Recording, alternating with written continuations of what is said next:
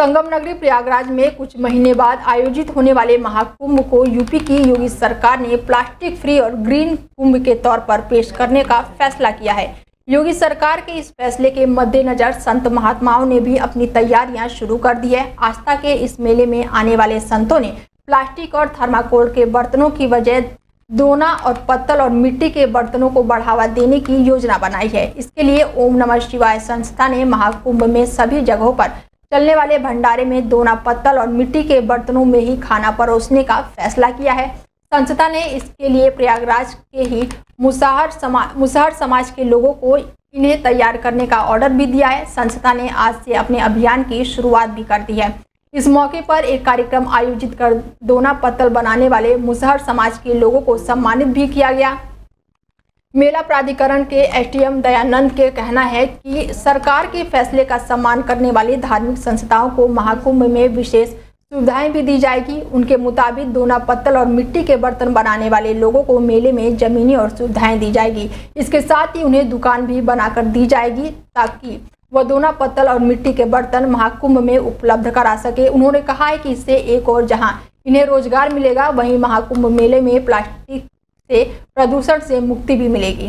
Taxi चालकों के सख्त तेवर के चलते दिल्ली वालों की मुश्किलें और बढ़ सकती हैं। टैक्सी ऑटो चालकों ने अब साफ तौर पर कह दिया है कि उनकी मांगों पर एक्शन होगा तब उनका आंदोलन जारी रहेगा। बता दें, दिल्ली टैक्सी ऑटो चालक गुरुवार से 2 दिवसीय हड़ताल पर हैं। गुरुवार को इन लोगों ने जंतर मंतर पर प्रदर्शन भी किया। आरोप लगाया है कि परिवहन विभाग और ट्रैफिक पुलिस की मिलीभगत की वजह से उन्हें भारी नुकसान पड़ रहा है। वहीं कैब, ओला, उबर और रैपिडो जैसी कंपनियां सुप्रीम कोर्ट की गाइडलाइन का खुलेआम उल्लंघन करते हुए मोटा मुनाफा कमा रही हैं। All Delhi auto taxi Congress union के अध्यक्ष किशन वर्मा के मुताबिक यह सभी कंपनियां सुप्रीम कोर्ट द्वारा तय की गई गाइडलाइन को ताक पर रखकर चल रही हैं। इन कंपनियों द्वारा टैक्सी ऑटो चालकों का शोषण किया जा रहा है। बुकिंग के नाम पर उनसे मोटा कमीशन चार्ज करती है। दिल्ली के तमाम ऑटो टैक्सी चालक कंपनियों के इस रवैये से काफी परेशान हो चुके हैं। उन्होंने कहा है कि यह सब कुछ दिल्ली सरकार के परिवहन विभाग और ट्रैफिक पुलिस की मिलीभगत से हो रहा है। गुरुवार को दिल्ली के जंतर मंतर पर प्रदर्शन करते हुए किशन वर्मा ने कहा कि यदि दिल्ली सरकार उनकी मांगों पर कोई ठोस कदम नहीं लेती है तो आंदोलन आगे भी जारी रहेगा। फिलहाल इस हड़ताल से 1 लाख ऑटो और 4 लाख टैक्सियां प्रभावित हुई हैं। ऑटो चालकों ने इस आंदोलन में टैक्सी चालक सेना यूनियन, दिल्ली ऑटो तिपहिया ड्राइवर यूनियन, राजधानी टूरिज्म ड्राइवर यूनियन और जैसे तमाम संगठन इसमें शामिल हैं।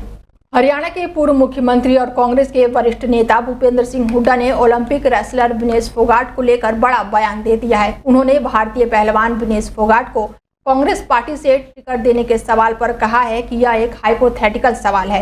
हरियाणा में खेलों की संस्कृति का उदाहरण देते हुए हुड्डा ने कहा है कि 2010 कॉमनवेल्थ गेम हुआ था, उसमें पूरे देश को 36 मेडल मिले थे, जिसमें 22 केवल हरियाणा के थे। सूबे के पूर्व मुख्यमंत्री ने कहा है कि विनेश फोगाट को राज्यसभा भेजा जाना चाहिए। हुड्डा ने विनेश फोगाट को कांग्रेस से टिकट देने के सवाल पर कहा कि खिलाड़ियां किसी पार्टी की नहीं होते हैं, पूरे देश के होते हैं। उन्होंने कहा कि इसी वास्ते हमने मांग की है कि हरियाणा और केंद्र सरकार को इन्हें ओलंपिक में गोल्ड मेडल जीतने के बराबर पुरस्कार राशि और मान सम्मान देना चाहिए था। इन्हें राज्यसभा भेजना चाहिए। इनकी फीलिंग्स हर्ट हुई है। ये वाकई गोल्ड मेडल लेकर आती। मेरा मानना है कि कहीं ना कहीं कोई कमी रही है। हम खिलाड़ियों का सम्मान करते हैं और करते रहेंगे। 2010 कॉमनवेल्थ गेम हुआ था, उसमें पूरे देश के 36 मेडल मिले थे, जिसमें 22 केवल हरियाणा के थे, जबकि हमारी जनसंख्या देश की जनसंख्या का केवल 2% है।